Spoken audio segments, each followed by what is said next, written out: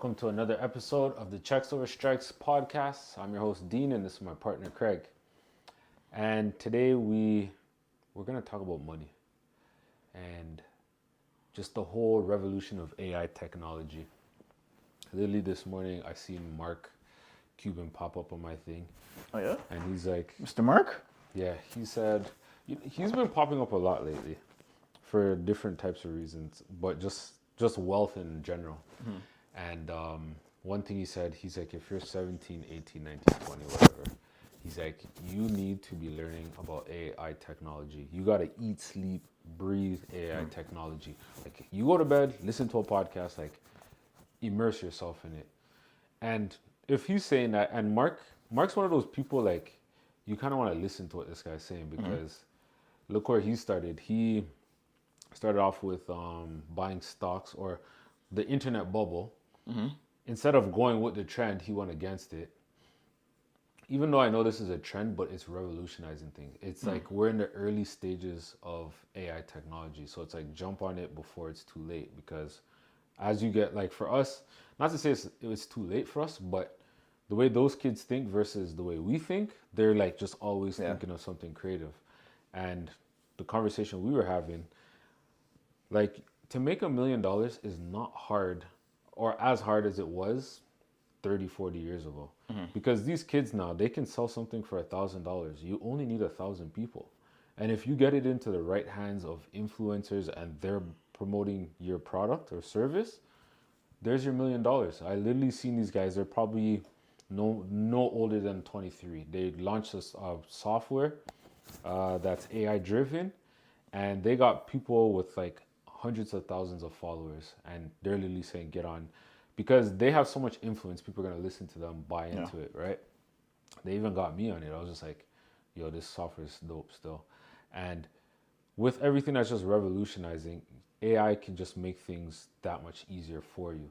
Especially if you have a creative idea. Like, don't be that person that's like, oh, I got this idea. Instead of talking about it, just go out and do it and try it. The great thing is AI can help you make your idea better. Because you can literally say, hey, here's my idea. How can I make this better? Literally, just like that. And it'll give you all this information that you weren't even thinking of. And you're like, whoa, it's deadly. And going back to Mark, when he was talking about it, yeah, he's just like in everything. He's like, yo, there's so many different types of softwares out there that you can use. It's like, put them together so that now it becomes almost like a super team. So it's like, use ChatGPT with this software, and then it's like, let the two of them talk to each other. So it's crazy what you can do nowadays. And it's like, don't limit yourself. Like, if you dream big enough or have this idea, go out and try it. You never know what's going to come from it. And don't let somebody else that's already doing it stop you from doing it, because ChatGPT came out, but then Google came out with theirs, Microsoft came out with theirs. Nobody cares. It's whatever the person's preference is, they're just going to gravitate towards it. And I think when you talk about AI and immersing yourself in it, I think a huge benefit from immersing yourself in it, especially if you have an idea or you want to become a business entrepreneur, is just leveraging something that could be automated. Because now when it becomes automated, you don't got to be 1,000 places where you only could be at one place at one time. That's right? The same thing he was talking about too. Your emails, he's like, I don't have to answer emails. Let AI do everything for me. It's like your mini admin. Yep. You could have an admin. You could have like 4 or 5 people working for you, but not working for you, if that makes sense. Literally. Not physically. Literally. So it was just mind blowing when he said that, and I was just like, And then this other guy, he literally just popped up on my TikTok feed, and he was like, you can take something from a book and tell it to translate it for you and give you the points and do all this stuff. And I was like, if people only knew the power that they literally have with their cell phone. It's like, stop using your phone to just scroll and just send dumb memes to your friends. And that's the next thing you're saying. He's like, yo, I would have the algorithm literally set up where it's just sending me AI stuff, hacks, all that stuff, and just doing that like crazy. There's a girl, she's in Toronto, Edwina. She calls her the AI something. I can't remember what she calls herself, but literally she went from like 4,000 followers to 30,000 followers in a month. Wow. And it's literally based off of AI. She's like, I literally been doing this for however long, and AI is just taking her off. Like she's killing it right now. And it's so crazy what you can do with it. You can schedule your days. Like one guy, he used it to help him clean his apartment. It's like, I'm lazy, blah, blah, blah. This is my apartment, took pictures of it, and AI literally told him what to do, little pieces at a time, and clean room. It's like anything you can think of, it will help you do it. And people are just, they're like not gravitating towards it. It's like, don't be left behind. Like they had the crypto run, they had the internet run. It's like, you're on like just a little path because AI is going to be here for a very long time. Yeah, and when you say, jump on it, don't be behind the wave, I think I'm one of those individuals that I don't think I've used AI to my advantage. And it's not because I don't want to or I don't understand it. It's just, I think for me, having something tell me what to do is kind of weird to me. And again, I know I shouldn't look at it that way, but it's weird. It's weird to me. But what I should be really doing is I should be embracing it. I should be taking what it's given me and taking what I can use and leverage it, right? And I think, like I said, for me, I just like, oh man, AI is here, whatever. I'll see if it draws me in. But again, like you said, you don't want to be left behind because, like you mentioned, these kids came up with a software, and again, they sold to 1,000 people for $1,000. That's almost the quickest way. That's a really quick way to get to $1 million. Yep. You know what it is? I think it's because it hasn't piqued your interest. So it's like if you found somewhere or someone showed you something and you're like, oh, you would not, like, you literally be on it. It's like, I think this is more old school. BBM. When we had BBM, we were on it all day, every day, just on it, right? And or even MSN Messenger, literally like that. Like it can be dangerous. Like I can almost feel like social media will get replaced by like either AI, like what they have now, or something's gonna come out where it's gonna be AI driven, where social media is just gonna get phased out type thing. And again, it's funny you say that because there's so many things on social media that's AI driven or AI made up. And I'm like, yo, that's AI. Yep. Or that's AI. But it's like, whether it be memes, whether it be, I'm a big guy. I like the whole safari and animal stuff. Those things are slowly becoming AI. You're like, I'm like, no, that's AI. Yep. But again, it's like almost entertainment.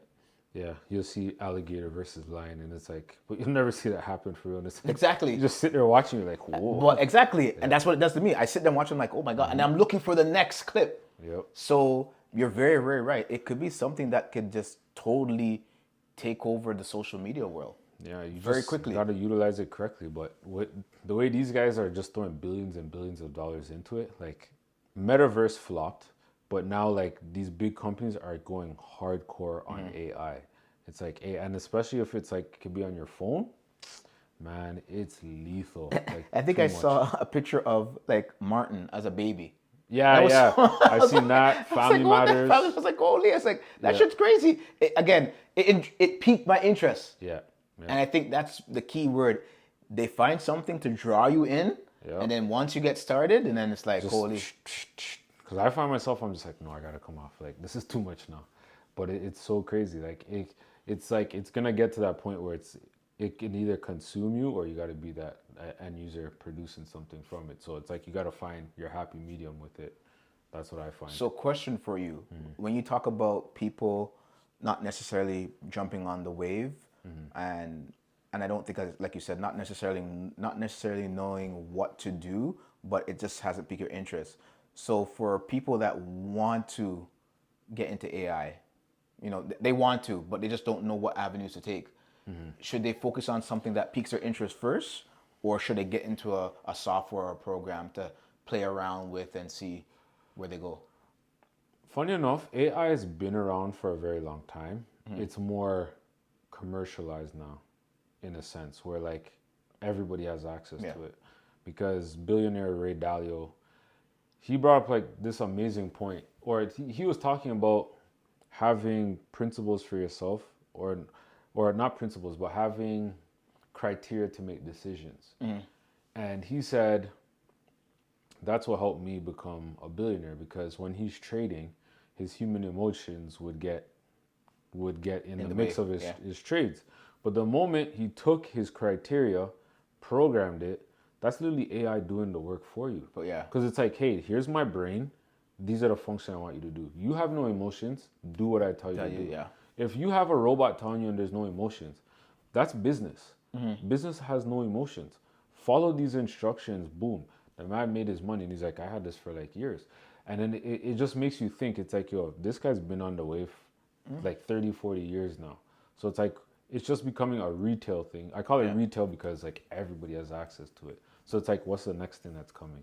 And you got to like literally get in now to either figure out or just at least be on the same page as everybody.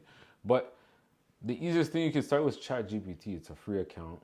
Even like on your phone, because now all the phones have some sort of AI technology software. Like I consider Siri AI technology, but now there's more advanced. Like there's Apple Intelligence as their AI software, but Google has Gemini. So now when I Google stuff, I get the search, but then I also get Google's AI writing something as well. Oh wow. Yeah. So that Meta literally has it in all their platforms. So I don't know if you ever noticed, but WhatsApp has it. Instagram has it. That's right. But I just never use it because I don't like the way it talks to me. Like The it sounds integration stupid. software? Yeah. So literally, it's everywhere you go. So it's like, if you want to say something to someone, you can literally say, "This person's pissing me off." Say it in a polite way. Spit it out and just send it to somebody. So it's like things like that, and you can even just say, "Listen, all right, this is my day. Schedule this out for me for tomorrow and do it." Like I seen a guy build like an AI agent that talks to you on WhatsApp, and he uploaded a video like yesterday saying my AI agent can now update itself on its own. So it's like these things are literally coming. It's like if you want to start a business, like figure out how these tools work. You can literally create something for like under $100. And if you just keep refining it, like imagine a 16-year-old just working on a project for 5 years. Yeah. And just keep refining it over and over again. By the time they're 21, they don't need to go to school or do anything. So let me ask you this.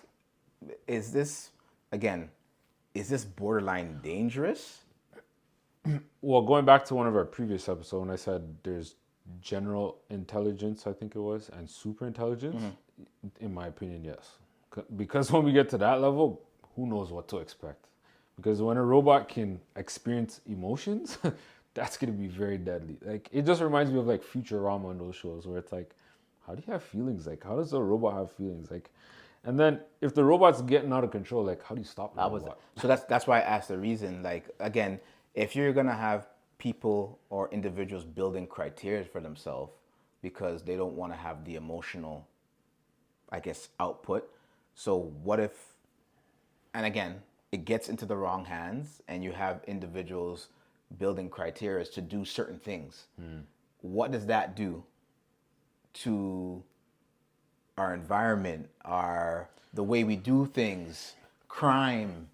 It's a part of life. Sad to say, but positive can't exist without negative. Yeah. And when you do have the negative, it just allows you to open up doors to find more positive outlets. So it's a shame, but that's the way the world works. It's like these things, they come, and it's like you just gotta deal with it when it comes. That's the only way I see it. Like, I don't really see it as, remember that movie Truman Show with Jim Carrey? Yeah, I remember it, but I don't think I've really watched it in its entirety. Literally, just everybody. It's like nothing ever goes wrong in his life. Like, he literally lives in a town, and everyone like, hey neighbor, how you doing? Get your milk, go to work, come home. It's like robotic. But like life would never be like that, where it's just like literally.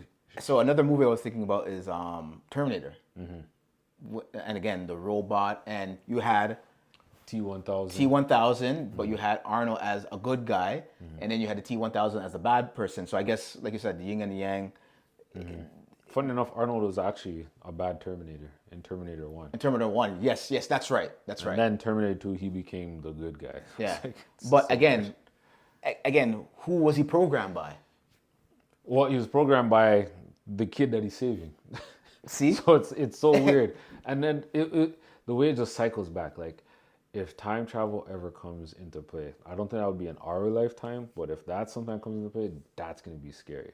Because now you can go back and alter the past for the future. But I think, like you said, not in our time. I think it's happened way before our time. To be honest with you, way before our time, this has been happening. When you go back to the whole, again, I'll say it, going back into the pyramids and Egyptian. I was just about to say. And again, the pyramid was more or less a what's the word I'm looking for? It was a what's the word I'm looking for? Oh, I just lost it. Like a portal. These pyramids were portals. So again, that was happening way before our time. And again, like I said, they had spaceships. They had all those things way before our time. So it's just crazy to see what happens beyond, like, again, like when we're gone. Yeah. And it's maybe our kids' kids. What is the world going to look like? Yeah. And I think it's just it's going to come full circle 180.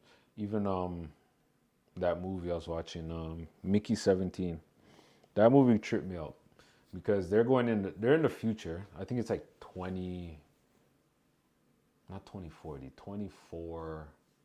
Totally. something like that. Like, I don't know, it's like way in the future, but literally cloning people. Like, the man's like, oh, do you want to become an expendable? Because he's trying to get off of Earth because this guy's trying to kill him. He's like, you want to be an expendable? He's like, sure, if I can get off of Earth. Goes into space. And then, but it's like, I almost feel like movies give you a little bit of the future, but we don't catch it until the future comes. Like, for example, I was just talking about it yesterday, but we'll go. Forrest Gump. Yeah. Forrest Gump literally said, oh, blah, blah, blah, I'm going to put some money in Apple. And guess what? 5-10 years later, Apple takes off and boom. Even, there's a next one, it was subtle. And I guarantee you probably didn't even catch it. Subway was in there. There was a Subway. I do remember. Subway was in that movie. So it's like these little subtle things just happen. So what happens is they have this big incinerator. You throw like old, like dead people's body parts or whatever, and then they can recreate you. So it's almost like they created a printing machine for your body. Wow. And then what they do is they put your memories into like this brick, and then the brick just gets downloaded right back into your body. So Mickey 17 is 17 clones of the guy. So he's number 17 up until that point.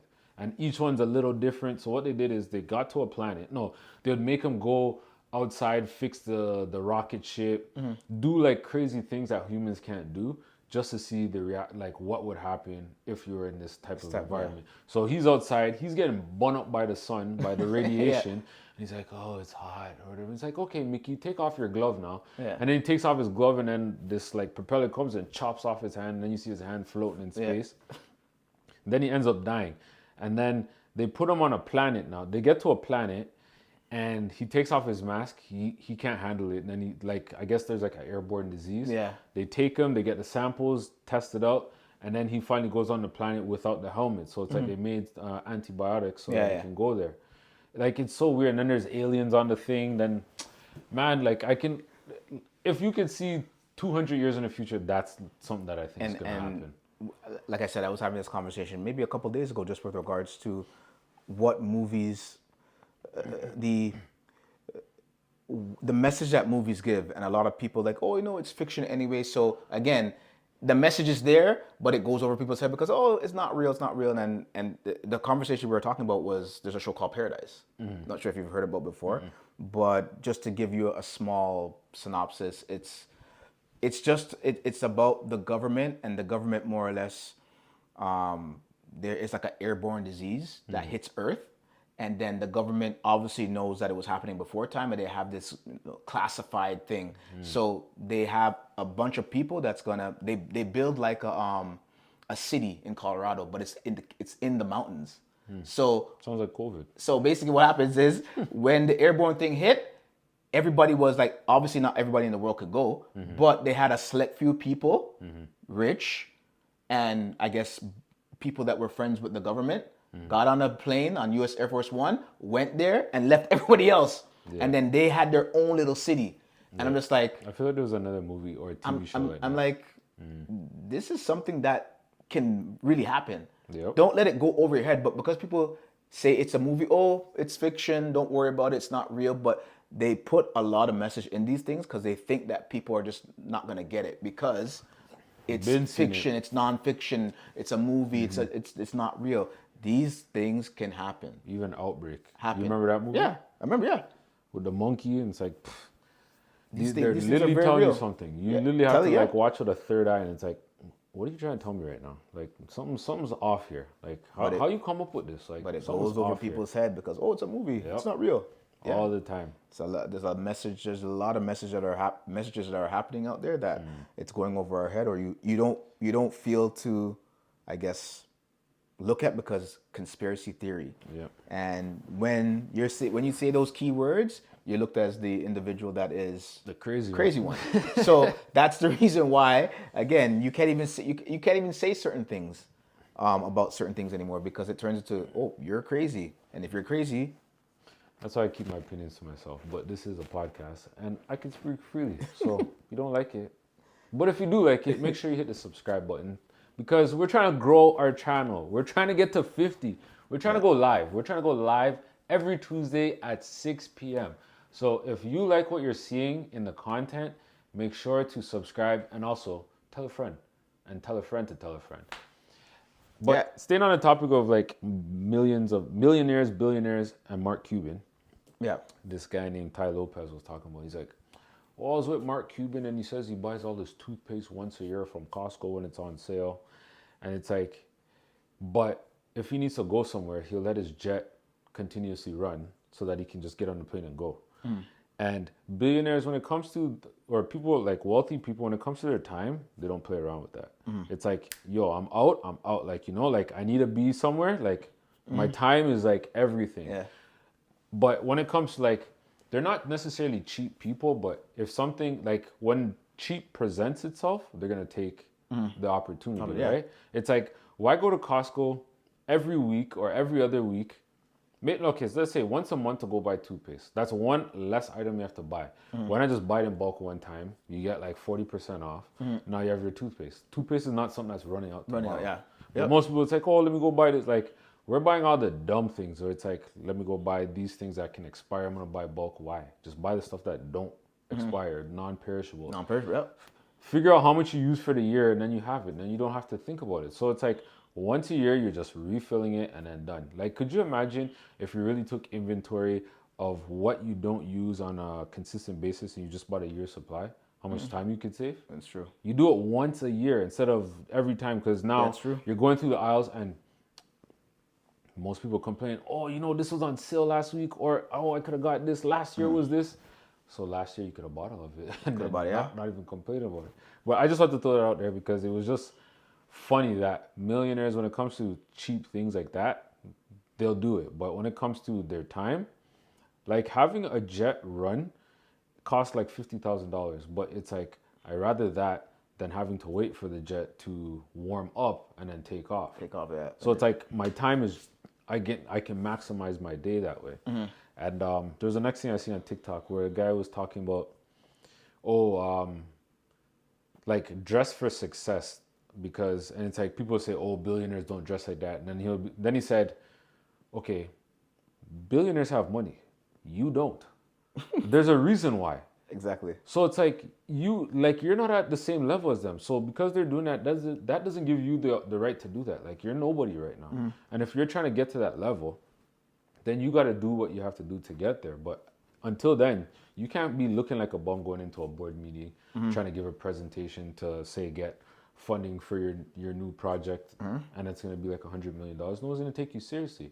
You have to step in the room with authority. You have to, he said, you have to make yourself memorable. And like when he said that, I was like, that's so true. Like, like we're seeing what these people are doing, but it's like you're comparing apples to oranges. Yep. You can't say Mark Zuckerberg wears a t-shirt every day or a thing. Like, yes, there's the 1-2 odd ones that like came out the bunch, but look where they were situated. Yeah. Like if you're in Silicon Valley, like, come on. But like if you're someone like, let's say Alberta, nobody's gonna take you seriously if you're gonna look like a bum. Like everyone's gonna look at you and think that you're crazy. Yep. So it's like dress for success. Like put on that suit if you have to and do those things. Once you get to that level, then by all means, dress however you want to. But until you get to that level, humble yourself and be like, yo, I gotta do what I gotta do. Like first impressions are everything.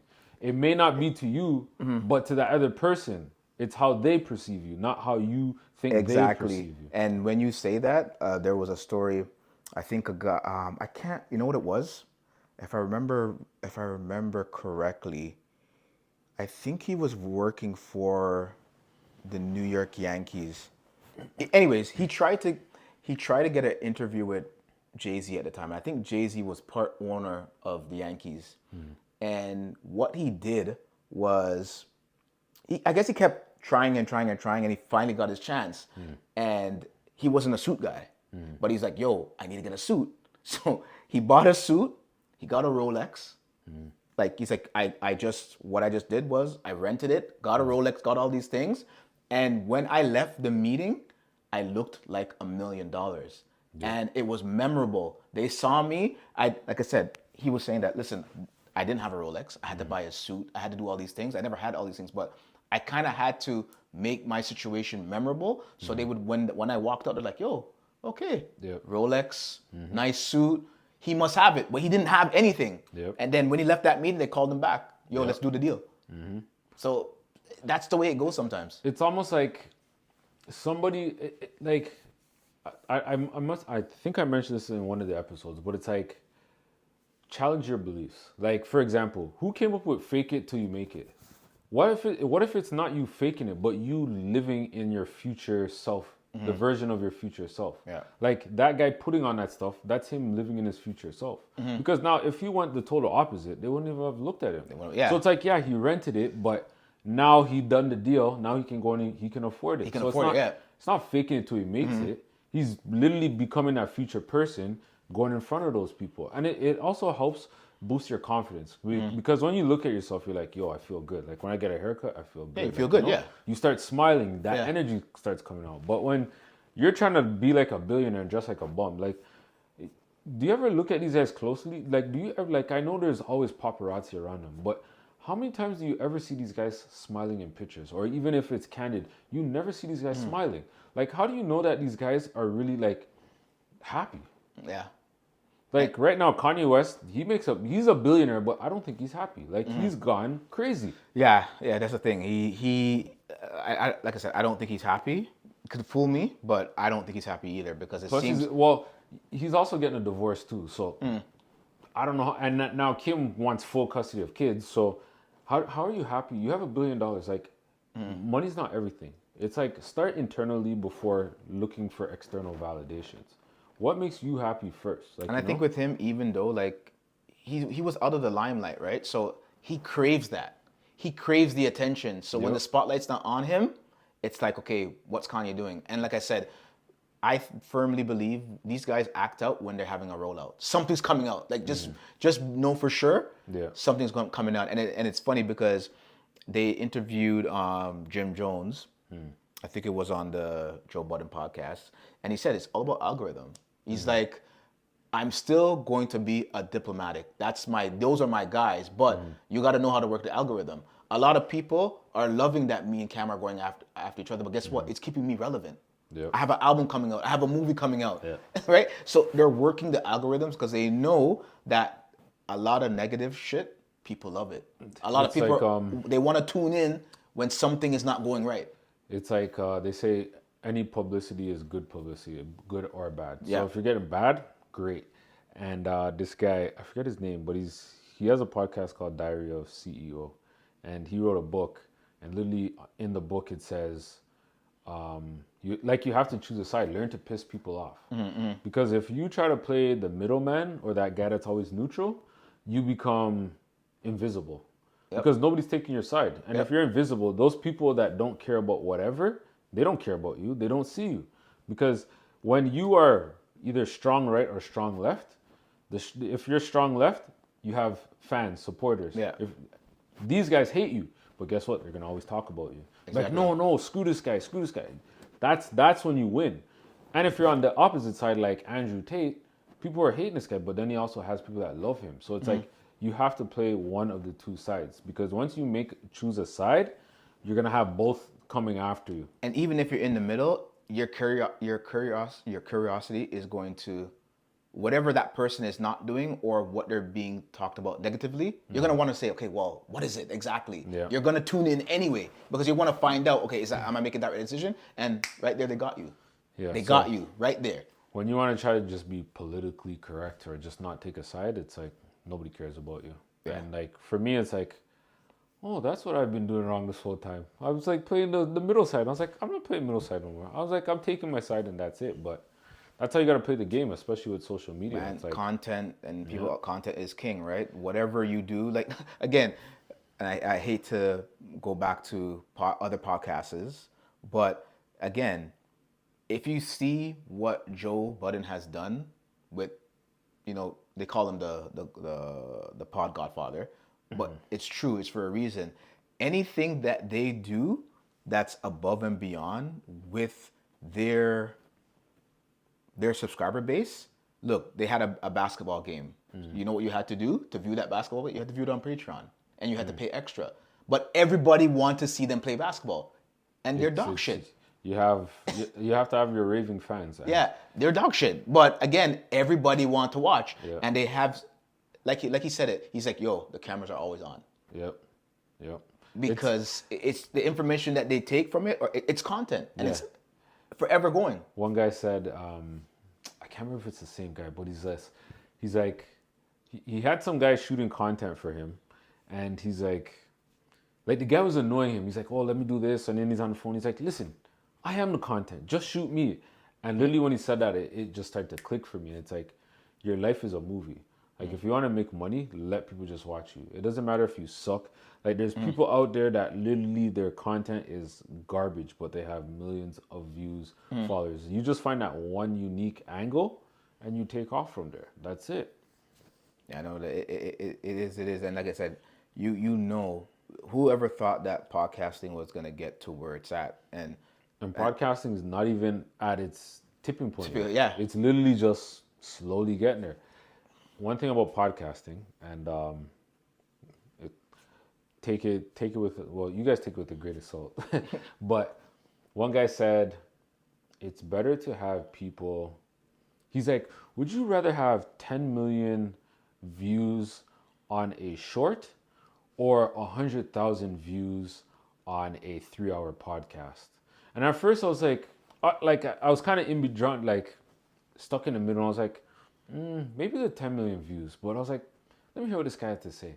And he said, when you have the 100,000 views, literally, if you do a podcast, like a 3-hour or hour podcast every month, that's 1 hour the person's sitting with you. Whereas the person or the people that you got the 10 million views from, that's like less than 10 seconds. Whereas if you have that person watching you for like that full hour, like after you hit that 7-11 mark, whatever you say, that's instant cash for you. But on the viewers that came and gone, you're never seeing them again. So it's like you make the long form content, and when people see you in the long form, goes back to what you say, know, trust, and like you. And it's like, make those things. You have YouTube, like utilize it. Like everybody's saying, yeah, the TikTok or whatever, I got 1 million views, but it's harder for you guys to sell on that than it is for people on YouTube, because you've like created like a community of people based on your subscribers. So that's why we're doing this. We're trying to build a community here of subscribers because we want to go live. So make sure you click the like button, or not the like button, sorry. Subscribe. But you have anything else to talk about? Well, again, I didn't want to kind of. There's a lot of things going on. I hope you don't talk about Donald Trump. But I'm not. Don't want to hear it. I'm not going into it. That's why I'm glad that we kind of switched it up, because unfortunately, it's the same type of news every single week, and it becomes redundant. That's what it is. Redundant. Perfect word. I was gonna say non-beneficial, but redundant. It just becomes redundant, and then you end up sitting down talking about the same things over and over and over. But it was funny to see Mr. Trudeau with his little hat going grocery shopping. That was really funny. He took a picture of himself and he's like, "Oh, look at me, I'm going shopping." And I was like, "Oh man, you jackass!" But I saw it and I just laughed. But you know how it is. And for those who want to see more information, tell us what you want to see. Yes, we talk about financial literacy because that's our background. but we like to take any type of information and tie money into it so people can see and get an understanding of how financial literacy is in everything, because it is. There's no doubt about it. It really is. And in order for you to kind of grasp what's going on, you have to have the fundamental sound information when it comes to financial literacy. And that's why we do what we do, because that's what we're giving you. So Yes, sir. I didn't, honestly, I didn't have anything else to discuss. I'm going to get myself acquainted with AI. I can tell you that much. I can't let it go past me. See you next week. Same check time, same check channel.